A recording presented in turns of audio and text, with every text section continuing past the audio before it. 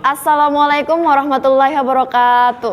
Salam Pramuka. Sebelum memulai materi, alangkah lebih baiknya memperkenalkan diri. Perkenalkan, nama saya Maivia Astuti. Saya adalah Purna Angkatan tahun 2017. Materi apa sih yang bakal dibahas kali ini oleh kakak?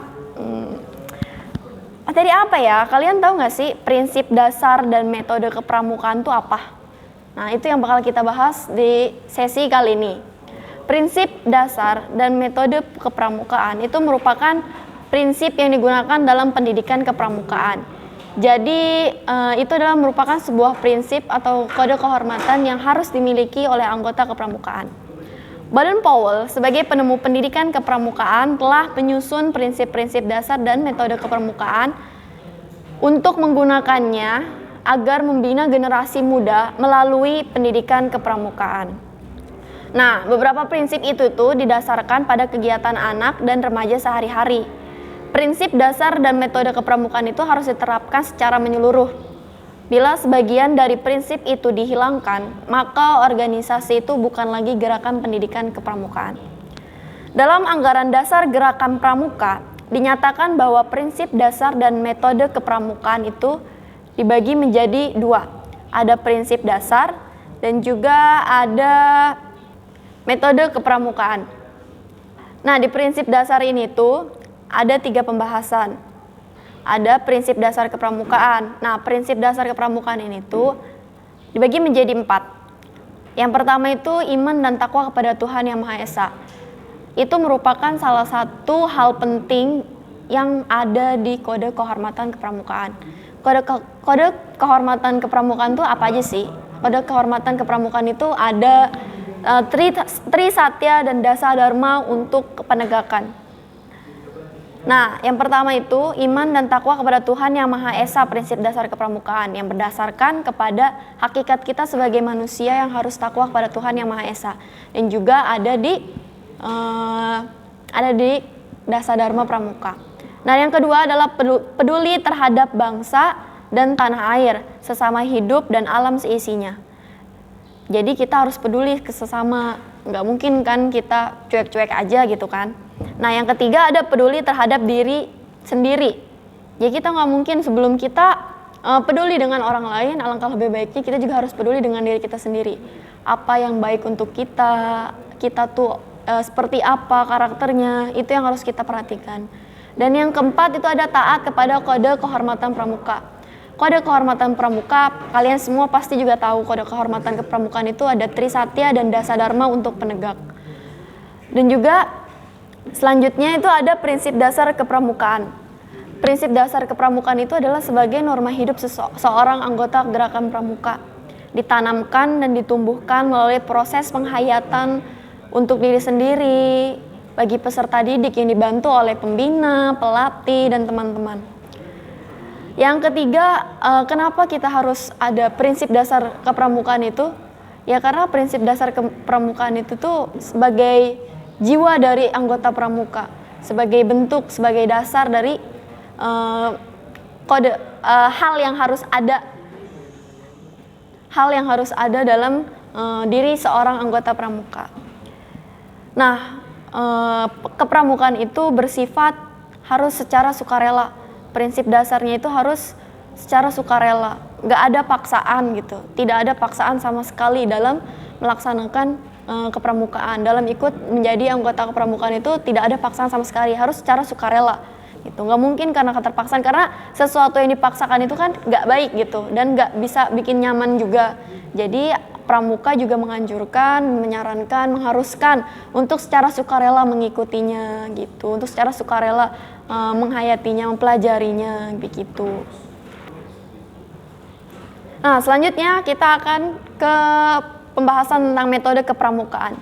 Metode kepramukaan ini tuh adalah suatu cara progresif yang melalui pengalaman, belajar sambil melakukan, sistem berkelompok atau kegiatan yang menantang, meningkatkan, serta mengandung pendidikan yang sesuai dengan perkembangan rohani serta jasmani seorang individu gitu.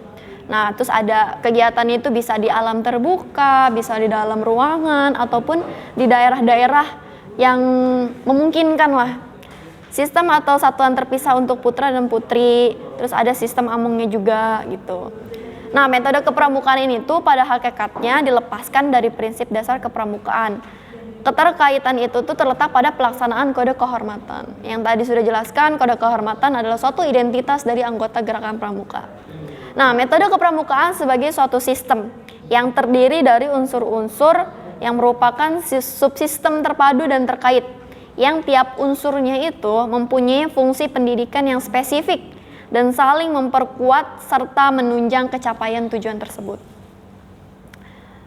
Nah, prinsip-prinsip dari pendidikan kepramukaan atau prinsip-prinsip dasar metodik pendidikan kepramukaan itu ada beberapa.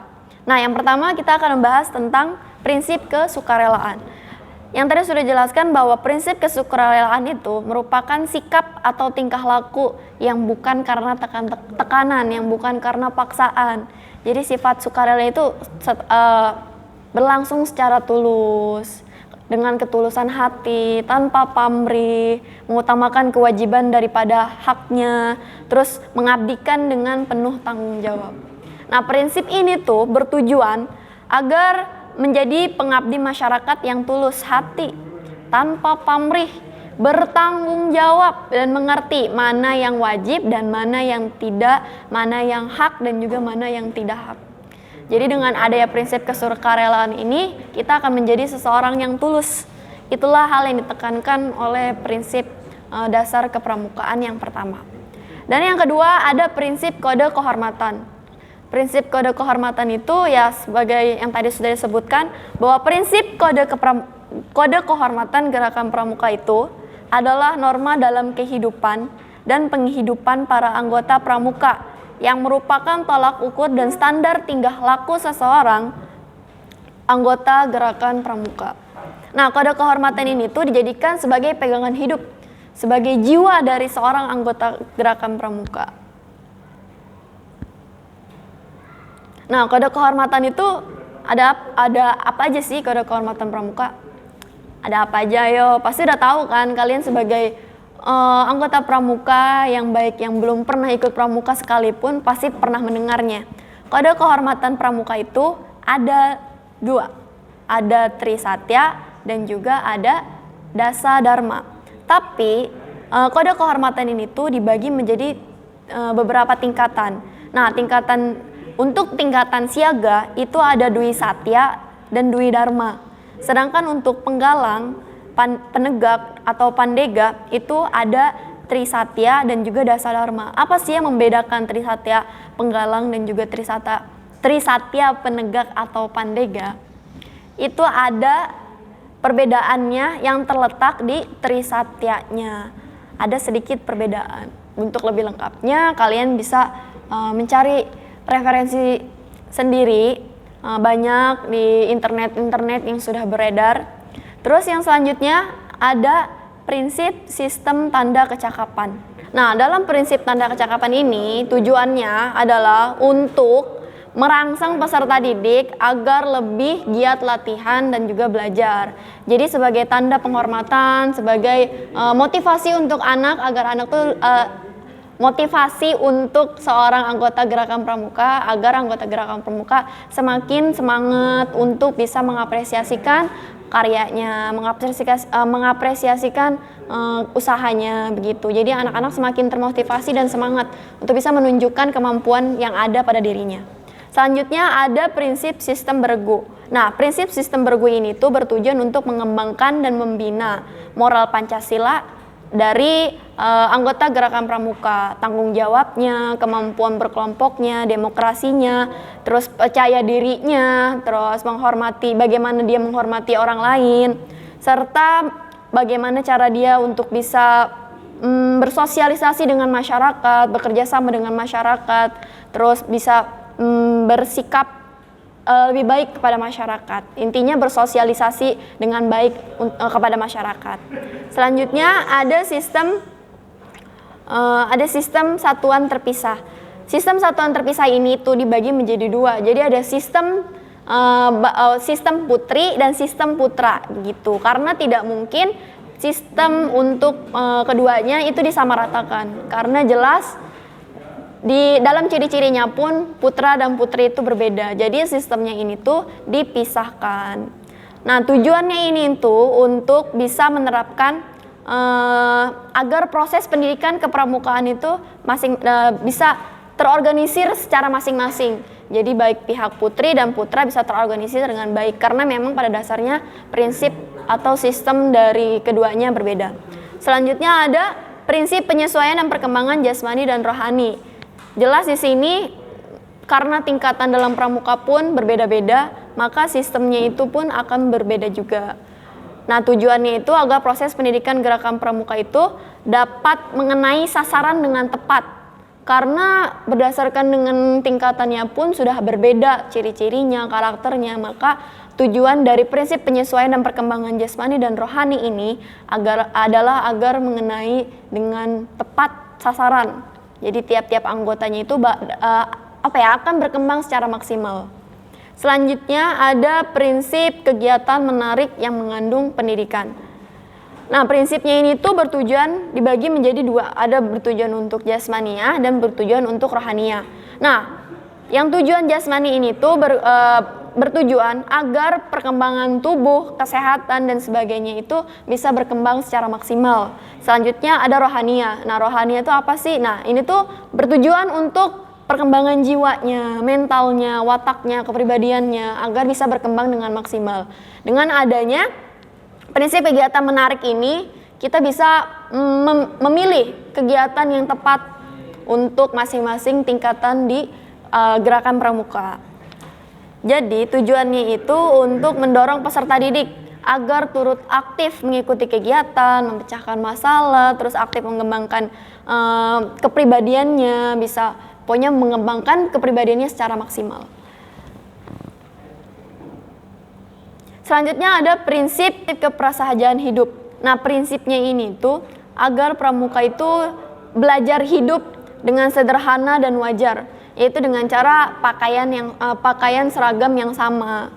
Terus melakukan kegiatan secara bersama, karena dalam gerakan pramuka kegiatan-kegiatan pun ada yang beralokasikan untuk kelompok dan juga individu. Namun tujuannya adalah kita agar individu ini tuh bisa berkembang secara maksimal karakternya begitu.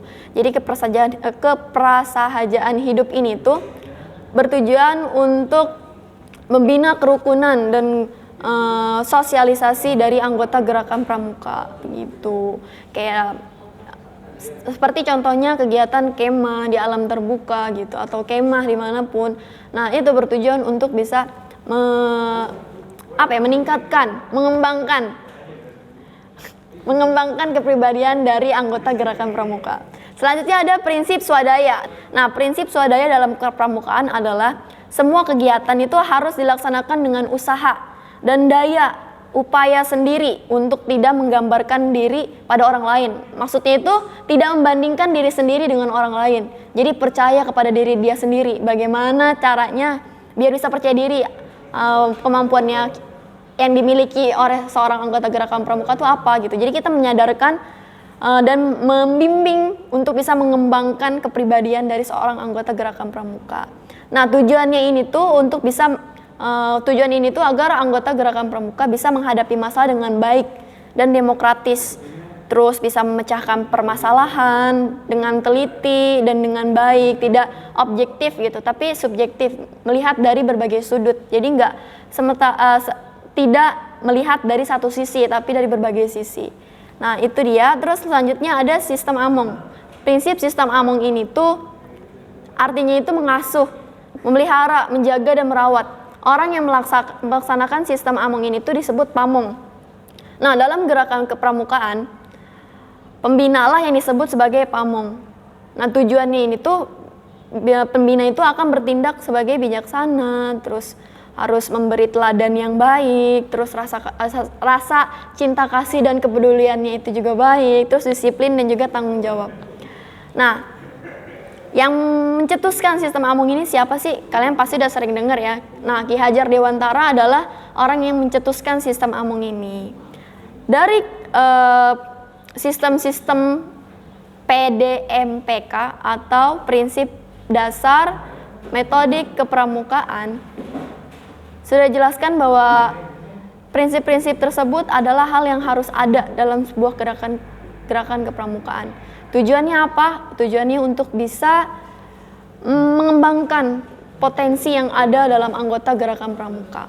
Gitu. Pada intinya, prinsip dasar dan metode kepramukaan itu harus diterapkan secara menyeluruh. Jadi bila ada sebagian atau prinsip yang dihilangkan, maka organisasi itu bukanlah lagi gerakan pendidikan kepramukaan.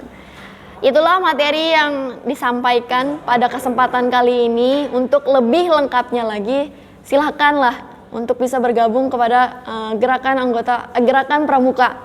Karena dalam gerakan pramuka kalian bisa mendapatkan hal-hal yang mengejutkan gitu, yang tidak pernah mungkin kalian rasakan di kelas gitu, atau misalnya di tempat-tempat lainnya. Akan berbeda suasananya ketika kalian merasakannya juga. Kurang lebihnya mohon maaf.